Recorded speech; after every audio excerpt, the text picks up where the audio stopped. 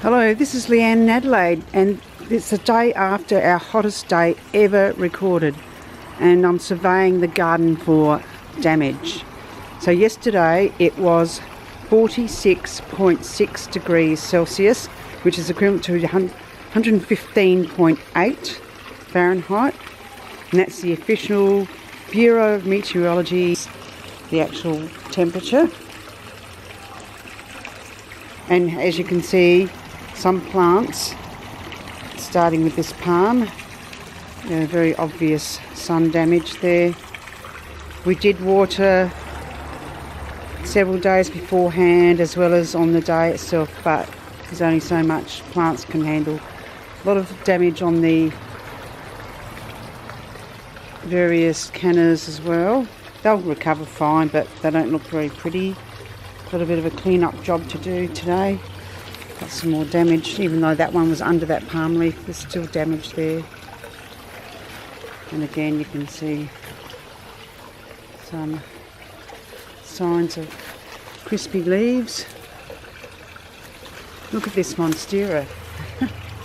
That is like, I'd say that's gone. And look at that leaf there. You can see a stem here that's pretty much almost cut off.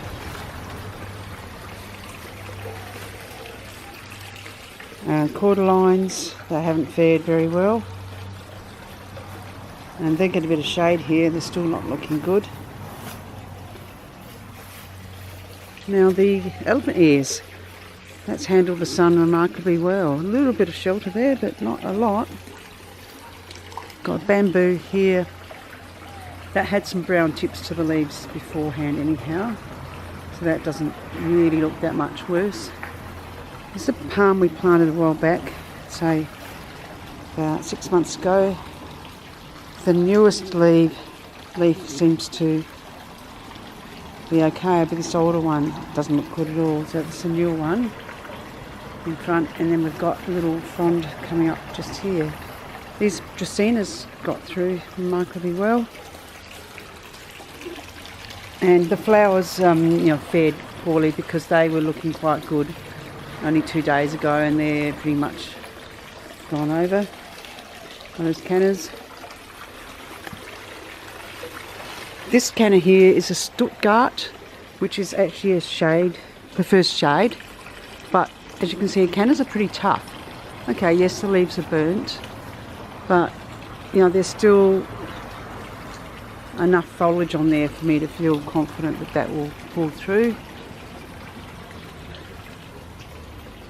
The bamboo that we've got surrounding the yard, that had actually gone brown over winter where we didn't water, and that seems to have come through okay. So the lower leaves are got slightly brown tips, but that was actually already there before this really hot day. I don't think it's any worse. The tiger grass again, similar to the bamboo, they after the end of winter, spring, they start to get browner and browner. So we've got a lot of brown growth. I've already cut some off. We're actually almost considering whether we get rid of these plants if they continue to look that ratty. And look at these hibiscus plants. They look pretty good, don't they? Look pretty fresh, nice and green. Got one little yellow leaf there. Pluck that off. Otherwise, they look pretty good. Over here, you can see some lillypillys, those tall ones up along there, and they've got minor damage, and that's more closer to the fence where the heat would have been radiating off. The new ones down next to them, they didn't fare so well. Now, in descending order, this one has got the most sun, the way that sun comes in near the fence line, and the one down here receives the least amount of sun, and that's got relatively minor damage. A few bits here and there, you can see a few little brown leaves. So then the one next to it, yeah, got quite a bit of damage there. So I'll be going along pruning a lot of that off, and then this one's even worse. So that whole tip is gone. But luckily these aren't really like a normal tree, they're really like a shrub bush shape. So cutting off that leader isn't going to really do it any harm, it'll just bush out. It'll be fine. Now, really disappointed that the Bengal palm didn't fare well. You can see it's quite healthy growth here until you look at that middle one. That's the latest one, it's only just come out recently. Look how sun damage that is. That looks really, really bad. But I'm going to leave it there, even though it's ugly, because if you look down, you can see through the gap there, hopefully. Just going to pull it out a little bit. Get through that jungle. A new one. And that's right sort of tucked in behind the burnt one. I think the burnt leaves, if nothing else, they'll provide some protection for that new one coming out. So I'm going to leave that there. And another one here, down lower, is also badly burnt. So there you go, it's all a bit random. And again, this bungalow all looks good around here until you look at the latest growth. That's not looking very good at all. You look at how brown that is compared to the greener growth here. But again, we've got another new one coming up. And look at that. So we're going to leave that old brown one there to provide a bit of protection for the new one. And finally, the last large bungalow.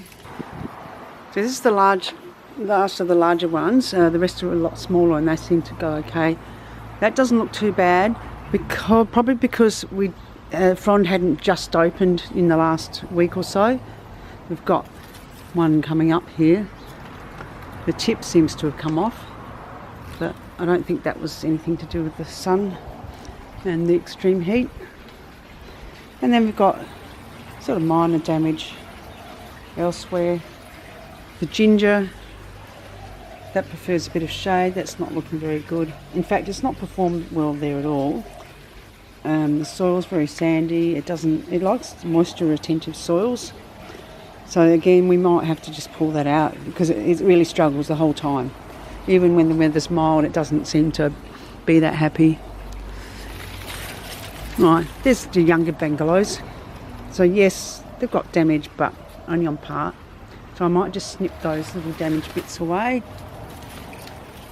Yeah, they haven't fared too badly at all. We've got a bit more extensive damage here.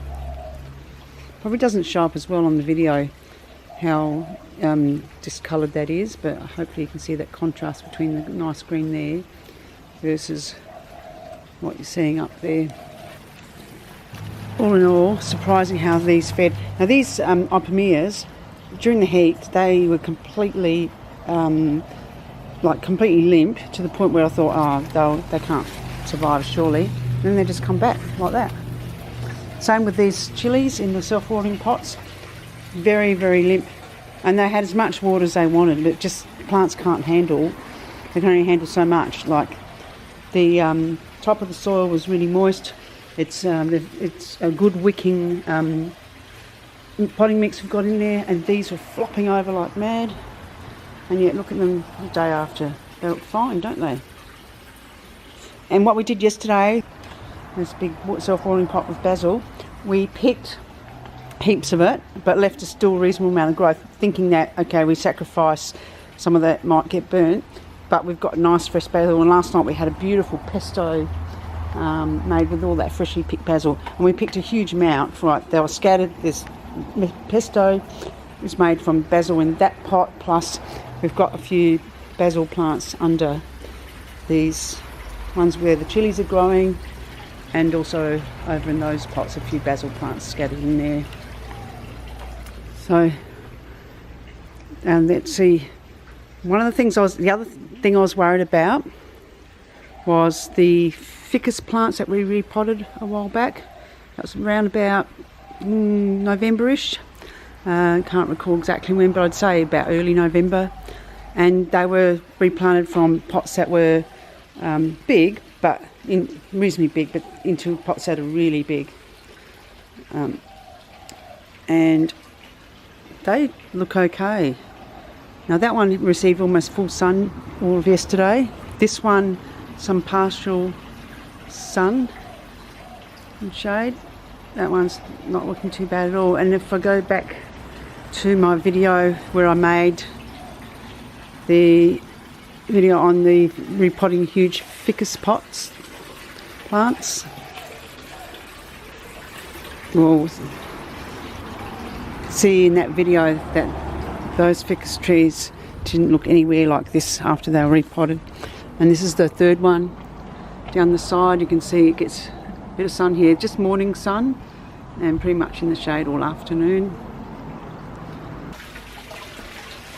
And my elephant ears, which was from Leanne's garden project number 1, where we transplanted it from a self-watering pot on the balcony to our backyard, that's also come through okay. It's got a bit of browning and etc. around the edges, and a few leaves came off second best. You can see a bit of damage there and in the background, but overall it doesn't look too bad. So yes, there's definitely signs of damage, but pretty pleased with how some of the plants have pulled through an absolutely horrendously hot, searingly hot day.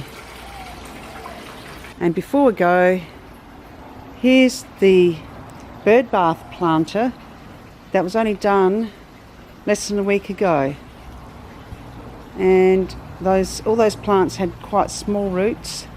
In fact, some of the Echeveria imbricatas in the middle there, they had little to no roots. They seem to be okay. The string of beans seems to be okay. You can see the soil's quite moist there, and that was deliberate. I thought it was so hot it couldn't possibly, for a day or so, too much water probably wouldn't be a bad thing. Alright, so I'll be returning down the track with some tips on how to help your plants through the hot weather, so stay tuned for that one. And it's bye from Leanne in Adelaide.